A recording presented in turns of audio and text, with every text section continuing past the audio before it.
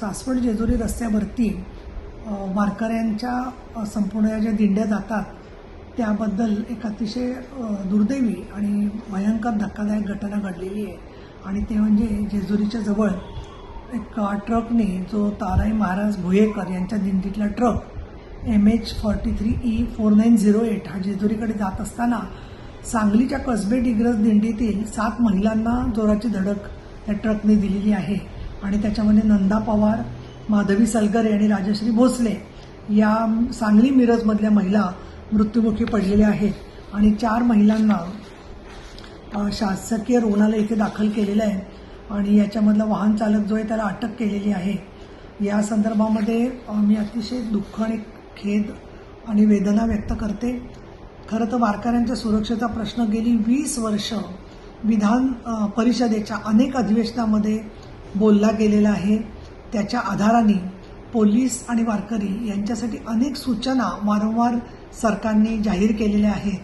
त्यामध्ये एका बाजूनी वाहतूक वेगळी चालावी आणि वारकऱ्यांनी वाहतुकीच्या बाजूला जाऊ नये आणि वारकऱ्यांच्या बाजूला वाहतूक करणाऱ्या वाहनांनी जाऊ नये अशा प्रकारचे निर्बंध सुद्धा घातलेले आहेत। असं असलं तरी सुद्धा एक दुर्दैवी घटना घडलेली आहे। मी याच्याबद्दल खेद व्यक्त करते, श्रद्धांजली व्यक्त करते। यांच्या कुटुंबियांची विचारपूस करायला सांगलीमधले आमचे शिवसेनेचे पदाधिकारी बजरंग पाटील तसंच सुनीता मोरे या सगळ्यांना कसबे डिग्रसच्या ग्रामस्थांनाही संपर्क साधायला मी सांगितलेलं आहे।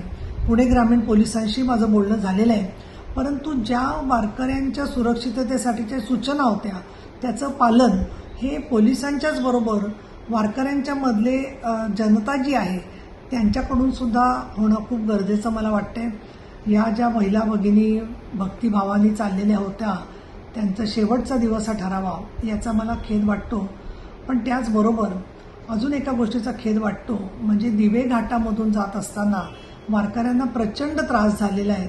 आमचे शिवसेनेचे शहर सचिव कार्यालयामधले संदीप शिंदे यांनी या संदर्भात माझं लक्ष वेधलेलं आहे की वारकरी जीव मेटाकुटीला येऊन खड्ड्यांमधून दगडांमधून अशा पद्धतीने खूप लेट झालं। त्याच्यामध्ये अनेक 2 व्हीलर्स अनेक वाहनांची संख्या मोठी होती आणि त्यामुळे वारकऱ्यांना त्रास झाला आणि म्हणून जे उत्साही सांगाती असतात वारकऱ्यांच्या त्या दिंडीबरोबर फक्त त्या गावापुरते येणारे ते आणखीन चालणारे वारकरी सातत्याने याच्यामध्ये सुद्धा दररोज एक चांगल्या प्रकारची भूमिका वाहतूक पोलीस आणि पोलीस ग्रामीण यांनी बजावली पाहिजे। तसंच स्वयंसेवक नेते स्थानिक यांनी सुद्धा याच्यात लक्ष घातलं पाहिजे।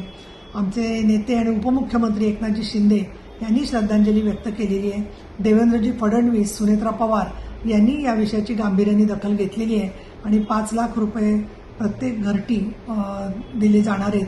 उपचारांचा खर्च सरकार करतोय, परंतु काही वेळेला ही मदत येईपर्यंत थोडा वेळ लागतो, म्हणून फुलाची पाकळी शिवसेनेच्या वतीने पण मी